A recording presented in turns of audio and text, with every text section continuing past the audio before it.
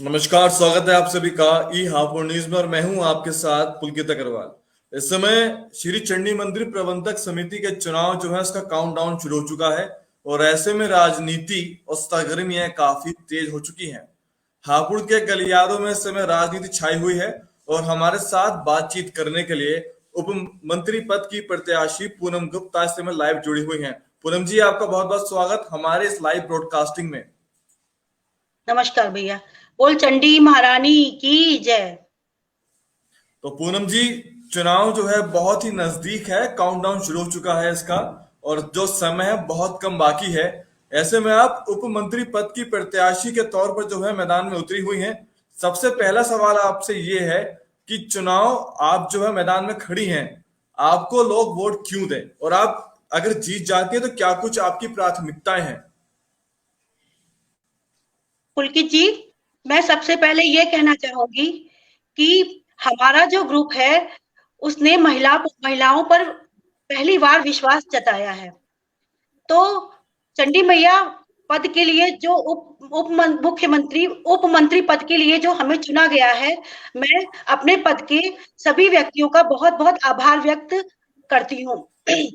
पूरी ये चंडी मैया समस्त हापुड़ की एक माँ के रूप में जगत जननी है।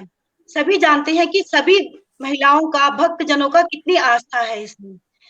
सभी महिलाएं इसमें सुबह सुबह उठ के माँ को स्नान कराना, माँ की चरण वंदना करना, सभी जेंट्स इसी तरह करते हैं।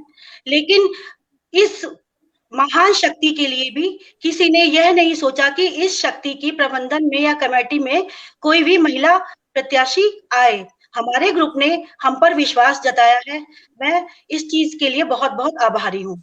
यदि मैं इस पद पे चयनित होती हूँ तो मेरा सबसे बड़ा पहले यही रहेगा कि मैं हापुड़ की समस्त भक्त जो आते हैं इसमें हापुड़ के आपकी चंडी मंदिर। थोड़ी आवाज जो है वो इंटरनेट इशू की वजह थोड़ा सा ब्रेक कर रही है आपकी आवाज। पूनम जी, थोड़ा सा आप अगर संयम के साथ बोलें, थोड़ा लाउड बोलें, थोड़ा संयम के साथ, जिससे कि आपकी आवाज इस टेक्निकल इशू की वजह से क्लियर आ पाए।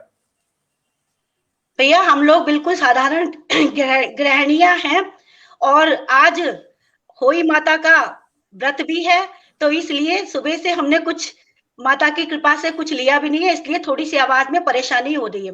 सबसे पहले तो मैं समस्त हापुड़ की जो भी महिला शक्ति है उसको होई माता की शुभकामनाएं देती हूँ। मैया आपके सभी के बच्चों पे कृपा दृष्टि अपनी बनाए रखे। तो यदि अब मैं आती हूँ चंडी मंदिर के उपचुनाव के प्रति, कि यदि हमें समस्त मातृगण और समस्त हमारा जो हापुड़ की जो जनता है वो हमें अगर चयनित करती है तो सबसे पहले तो ये रहेगा कि हम ये जो मैया का जो है इसमें इसमें पारदर्शिता आए। जो भी चढ़ावा आता है या जो भी कुछ भी होता है उसकी हर प्रबंधन में उसका किस तरह से व्यवस्थित किया जा रहा है उसमें पारदर्शिता है। तो हम एक नारी हैं, हम हर चीज को बिल्कुल खुले रूप में उस तरह से ही हम करते हैं। तो हमारी यही रहेगा कि हम जो भी मंदिर में आ रहा है, जो भी गरीब कन्याएं हैं उनके लिए कुछ ना कुछ व्यवस्था हो, उनकी शिक्षा के लिए हो, सामूहिक विवाह के लिए हो, और जो भी मैया के दरबार में निर्धन व्यक्ति, जो भी जरूरतमंद व्यक्ति आता है, मैया के इतने भंडारे भरे रहते हैं के माध्यम से कुछ ना कुछ उनकी आर्थिक सहायता हमारे मंदिर के माध्यम से हो सके। और मैं यही चाहूंगी कि सभी इसमें अपना बढ़ चढ़ कर सहयोग दें, जिससे कि हमें एक मौका मिले और हम इस चीज में अपना आपके आगे आकर हम अपना अपना कार्य प्रस्तुत कर सकें। पहले हमारा चंडी मैया का एक कन्या विद्यालय चलता था जो बिल्कुल बंद हो गया। अब अगर आता है तो कन्या शिक्षा के लिए हम सबसे पहले प्राथमिकता होगी, क्योंकि एक शिक्षित नारी समस्त समाज को शिक्षित कर लेती है। तो कन्या विद्यालय जब तक नहीं बनेगा तब तक आर्थिक सहायता कमजोर वर्ग की महिलाओं को हमारी कमेटी करेगी। और एक बात और भी मैं कहना चाहती हूँ, यदि हम चयनित होते हैं भैया, तो मैंने पिछले साल 1.5 साल से मैं देख रही हूँ कि कोरोना की भयानक त्रासदी से हम लोग गुजरे हैं। की कोई भी क्षति नहीं हुई है, लेकिन मैं अपनी समस्त हापुड़ की जनता से कहना चाहती हूँ कि मैया रानी सरकार के पूरे भंडारे भरे हुए हैं। पिछली कमेटी ने कोई ऐसा ठोस कार्य नहीं किया कि जिससे कि हम कह सके कि हमें मैया के द्वार से हमें ये सहायता मिली और हम लोग के लोगों ने ऑक्सीजन लंगर लगाए, सभी चीजों की व्यवस्था की, लेकिन हमारे यहाँ जो अन्न वितरित होता है उस पे भी रोक लगा दी गई। तो मैं ये चाहती हूँ कि जो अब हमारी कमेटी आएगी तो उसके माध्यम से भगवान ना करे कि ऐसी कोई भी विपत्ति हमारे पास दोबारा आए, कि हम पहले से ही ऐसे तैयार रहे, अपना जो चढ़ावा आता है उसको एक ऐसा हम अपनी योजना बना के चले, जिस तरह हम घर में भी आकस्मिक खर्चों के लिए एक बचत करके चलते हैं, उसी तरह से कोई भगवान ना करे ऐसी आपदा आए तो हम अपनी मंदिर की तरफ से हर वर्ग के लोगों को बढ़ चढ़कर सहायता कर सकें। और एक हमारा ये भी उद्देश्य रहेगा भैया कि हमने हमारी कमेटी जो भी उम्मीदवार के व्यक्ति चयनित किए गए हैं, सर्व समाज से जिम्मेदार व्यक्तियों को ही हमारे इसमें कमेटी में लिया गया है। किसी एक धर्म प्रधान को या किसी जाति विशेष को कोई भी हमने प्राथमिकता नहीं दी है। समस्त हिंदुत्व संगठन की तरफ हमारा एक दायित्व हमारी कमेटी का ये रहेगा और हम यही चाहेंगे कि आगे भी हम हिंदुत्व के लिए कुछ ना कुछ कार्य करते रहें। और बल्कि मैं पहले कहना चाहूंगा जितने भी हमारे साथ दर्शक इससे में जुड़े हुए हैं लाइव, आप कमेंट करिए क्या कुछ कहना चाहते हैं, अपनी बात रखें। और अगर आप कुछ पूछना चाहते हैं, उप मंत्री पद की प्रत्याशी हैं पूनम गुप्ता, तो आप नीचे कमेंट बॉक्स में कमेंट कर सकते हैं। और आप किस जगह से ये लाइव देख रहे हैं उसको जरूर मेंशन करिए कमेंट बॉक्स में। हमारे साथ इस समय जो चर्चा चल रही है पूनम गुप्ता जी के साथ, जिन्होंने बताया कि उनकी योजनाएं क्या कुछ है अगर वो जीत जाती है। और इसी के साथ चंडी कन्या पाठशाला को लेकर भी उन्होंने अपनी बात रखी कि किस तरह से उसका संचालन पुनः शुरू किया जाएगा, और लगातार अपनी बात रख रही है पूनम गुप्ता जी। पूनम जी। और भैया मैं ये कहना चाहूंगी कि हमारा जो चंडी मैया का जो एक आशा है, हालांकि सभी लोग उसी के बारे में कह रहे हैं, बहुत ही दयनीय स्थिति में है। मतलब उसमें हमारा नामांकन हमारा भरा गया, इतना मैं कहना नहीं चाहूंगी कि इतना गंदगी है कि हमें औरतें होकर हमें वहां बैठना दूभर हो गया। तो मैं ये चाहूंगी कि सर्वप्रथम अगर हमारी टीम आती है तो सबसे पहले उसको साफ सफाई पे ध्यान दें, और जो वहां पे ऊपर जो हमारे पुजारी जी जो हम उनके परिवार रह रहे हैं उनके लिए और तिमंजिले पे शायद निर्माण का कुछ निर्माण हो सके तो उनको वहां व्यवस्थित किया जाए, और एक जो जैसा उसका पहला रूप था ऐतिहासिक मंदिर है उसी रूप में आ सके। तो मेरा तो यही रहेगा कि मैं अपनी कमेटी के द्वारा इस पे विशेष ध्यान दूं। और एक बात और भी है भैया कि हापुड़ की समस्त जनता में बहुत भामाशाह हैं, हमारे दानवीर, हमारे भाई बहन, बहुत कुछ है। अगर एक बार हम कोई भी अपील करेंगे वो दिल खोल के बगैर अपील के ही वो बहुत सारा धन दान में वो देते हैं। तो उस दान का प्रयोग हम किस तरह से करें, गरीब कन्याओं का सामूहिक विवाह हो, क्योंकि ये भी एक बहुत बड़ी आवश्यकता है कि दहेज प्रथा हमें बहुत अंदर से अभी भी वो कम नहीं हुई है, हालांकि कम हो रही है, लेकिन तो सामूहिक विवाह के माध्यम से ये कुरीति भी चंडी मैया के माध्यम से हो सकती है दूर। और ये भी हमारा ये भी उद्देश्य है कि भैया जैसे मंदिर में इतनी सारी लाइट की व्यवस्था है, हम तो गृहिणियां छोटी से छोटी बचत से ही अपना पूरा निर्वाह हम कर लेते हैं। तो मेरे विचार में जैसा ये है कि हमारे मंदिर में काफी लाइट का कंजप्शन होता है, तो सौर ऊर्जा जो कि हमारी सरकारें भी वो प्रोत्साहन देती है कि सौर ऊर्जा का हम वो लगाएंगे। सीसीटीवी कैमरे तो लगने ही लगने हैं भैया, और उनकी स्थिति भी बिल्कुल सही रहनी है, ये नहीं कि खाली नाम के लिए लगे और उनको कोई चालू ना हो, सीसीटीवी कैमरा जरूर लगेगा।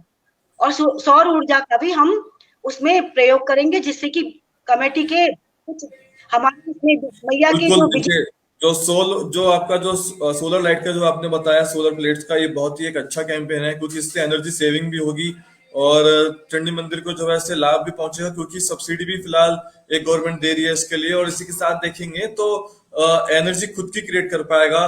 तो ऐसे में जो आय की अगर बात करेंगे यहाँ पे पूनम जी, तो आय किस तरह से जो है उसको बढ़ाएंगे? उनमें से एक कदम तो आपने बताया कि सोलर एनर्जी पर काम किया जाएगा, वन टाइम इन्वेस्टमेंट ये कहलाता है।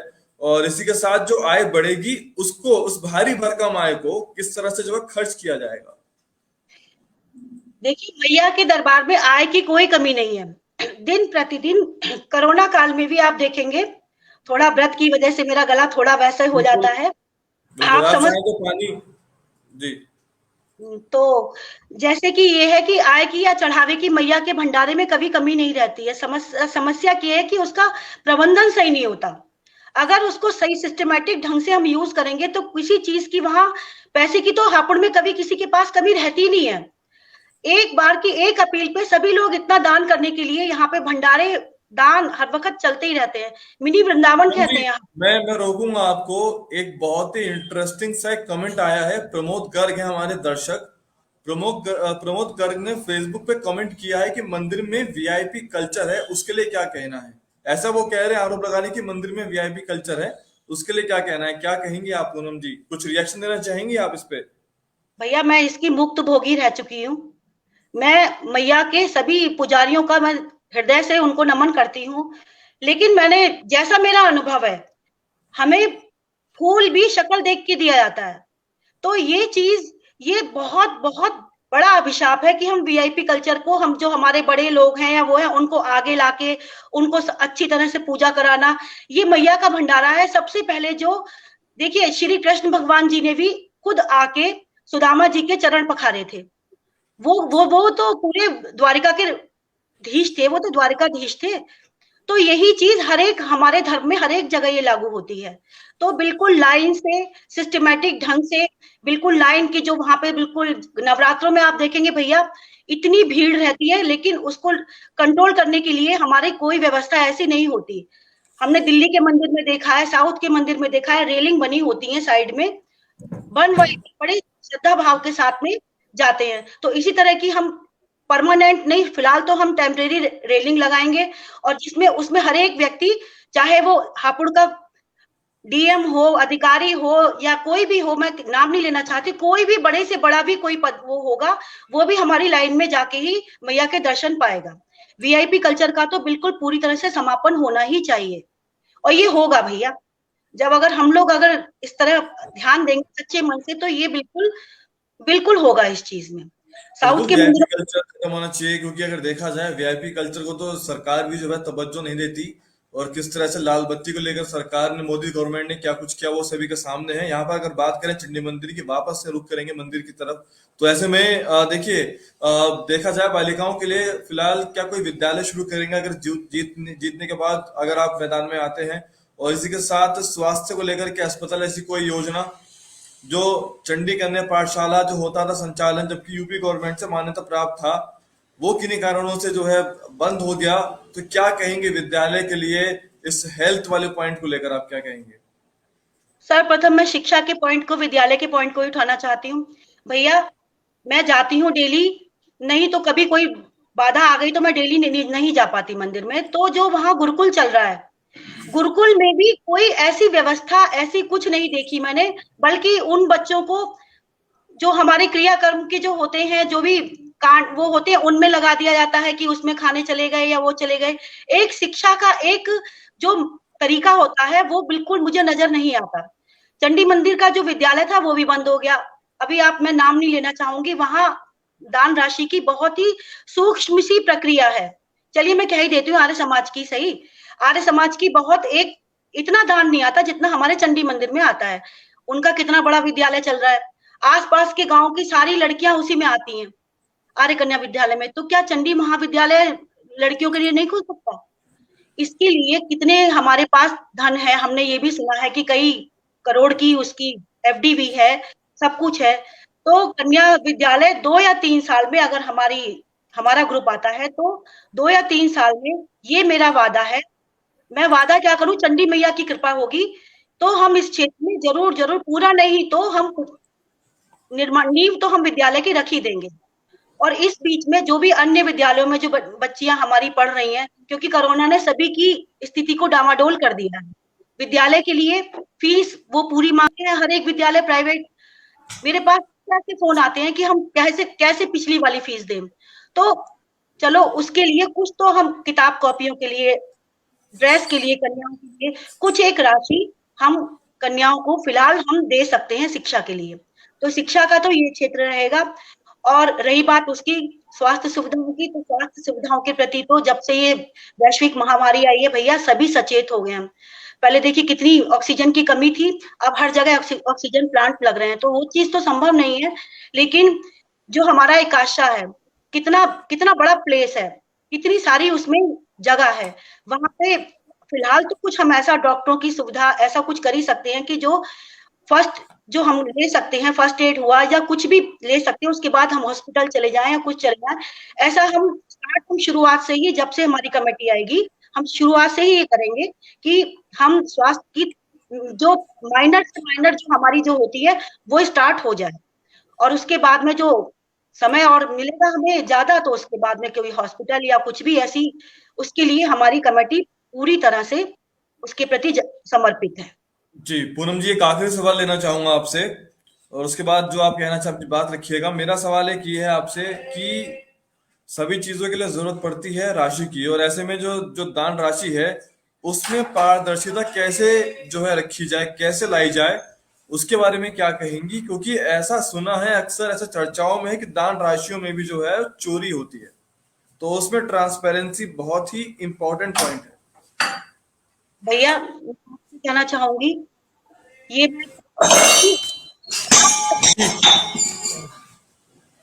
ये इतनी खराब छवि बन चुकी है कि माँ के भवन की कि दिल दुखी होता है।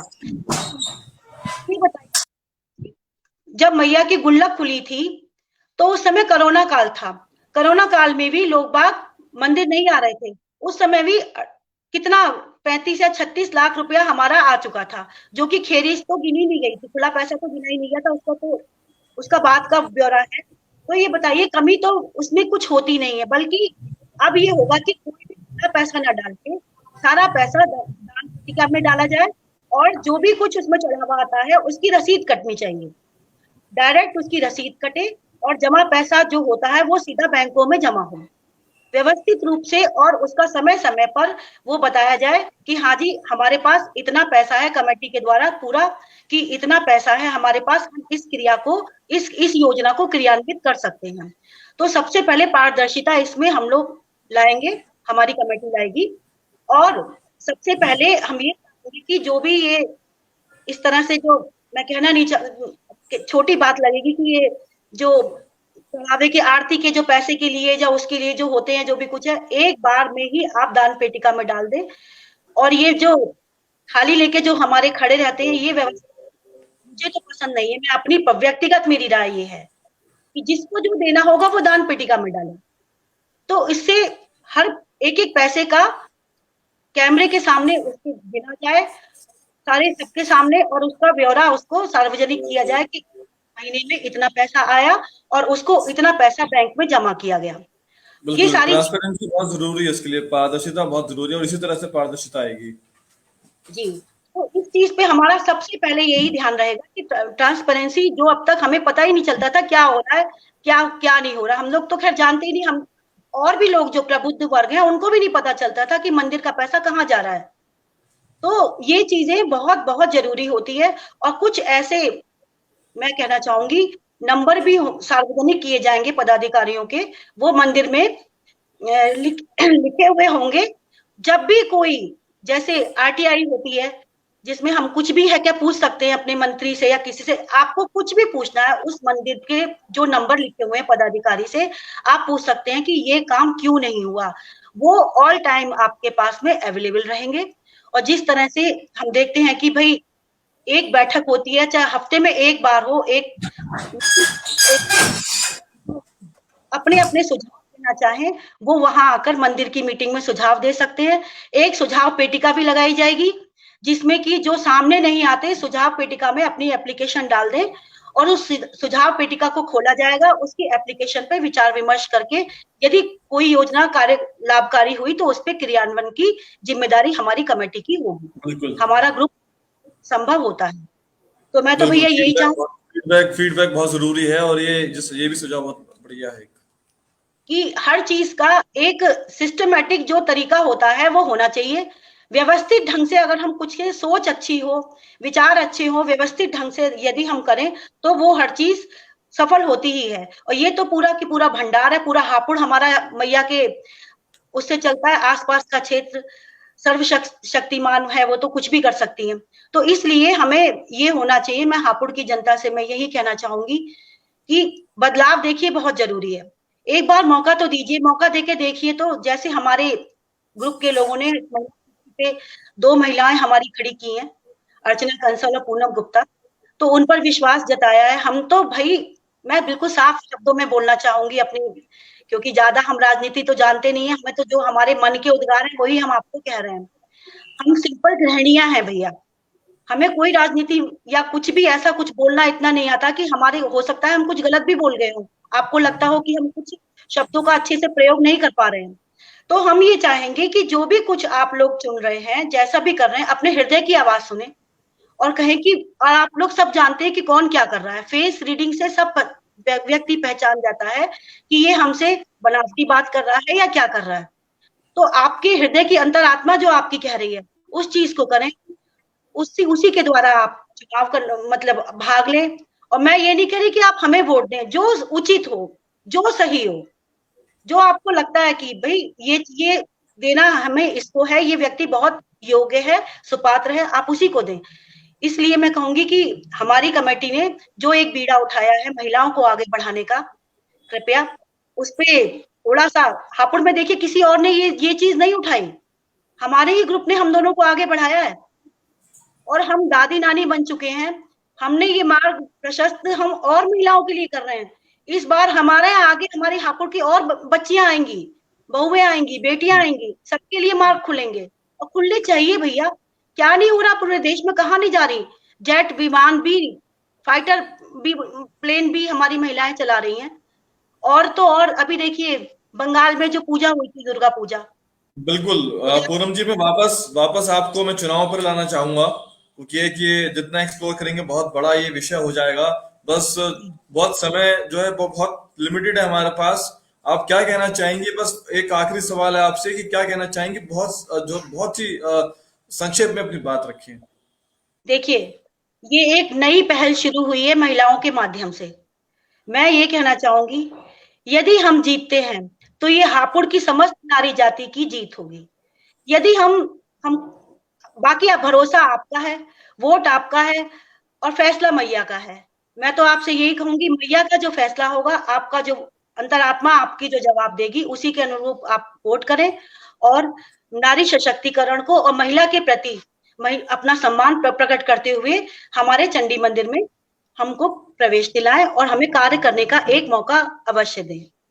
सेवा करने का। हम सेवा नहीं कर सकते मैया की, हम क्या है जो हम सेवा करेंगे? हम मैया के जनों की कुछ असुविधा को हम दूर कर सके। हम भैया, मैं बार बार कह रहे हैं, हम क्या है जो मैया की सेवा कर सकते हैं? जो भक्त आ रहे हैं, जो भक्त जन, महिलाएं आ रही हैं, जेंट्स आ रहे हैं, उनको कोई असुविधा है उसको हम दूर कर सके, तो ये हमारा सौभाग्य होगा। सेवा मैया तो अपरंपार है, उसकी तो, उसको हम क्या कर सकते हैं? हमें तो जो भी भक्त आ रहे हैं, कोई परेशानी होती है, कुछ भी होती है, हम उसको दूर कर सके, भक्तों की हम कोई कठिनाई दूर कर सकते हैं। क्योंकि महिलाएं भैया देखिए, महिलाएं अपनी अभिव्यक्ति केवल महिलाओं से ही सहज रूप में कह पाती हैं। सारी महिलाएं आती हैं मंदिर में, वो किससे कहें? कमेटी की जो अगर जेंट्स ही होते हैं, एक बार को सबको बोलने में हिचकते हैं। हम तो इतने बुजुर्ग हो रहे हैं, हम भी किसी जेंट्स से कोई भी बात कहने में हमें सोचना पड़ता है। तो वो तो बिल्कुल बिल्कुल मासूम और बिल्कुल भोले, बिल्कुल भक्त जन है, बिल्कुल मतलब कुछ है ही नहीं, मतलब उनके अंदर तो कोई छल फरेब है ही नहीं बोलने चालने का। उनको जो असुविधा है वो हमसे अगर कह देंगी सीधे सरल शब्दों में, तो हम शायद उनको है क्या कमेटी तक पहुंचाएंगे और उसका निराकरण हम करेंगे। जी, बहुत बहुत धन्यवाद पूनम जी। आप लाइव जुड़ी, आपने अपनी बात रखी और क्या कुछ आपकी योजनाएं हैं। और हमारे साथ चंचल गर्ग जुड़ी, अभी दर्शक हैं हमारी, उन्होंने आपके जो योजनाएं हैं इसको लेकर आपका साथ दिया है, समर्थन किया है आपका चंचल गर्ग ने। तो तमाम दर्शक हमारे साथ जुड़े, प्रमोद गर्ग, चंचल गर्ग, सिकंदर खान भी हमारे साथ जुड़े और पूनम जी ने अपनी बात रखी। फिलहाल के लिए लाइव ब्रॉडकास्टिंग में इतना ही, और जिसमें आपको बताया हमने कि उप मंत्री पद की प्रत्याशी पूनम गुप्ता की क्या कुछ योजनाएं हैं। और इस वीडियो को शेयर करिएगा, लाइक करिएगा, कमेंट जरूर करिएगा। फिलहाल के लिए दीजिए इजाजत। सभी को प्रणाम। और मैं एक बात और कहना चाहूंगी, समय बहुत कम है, हम हर एक के पास नहीं पहुंच सकते।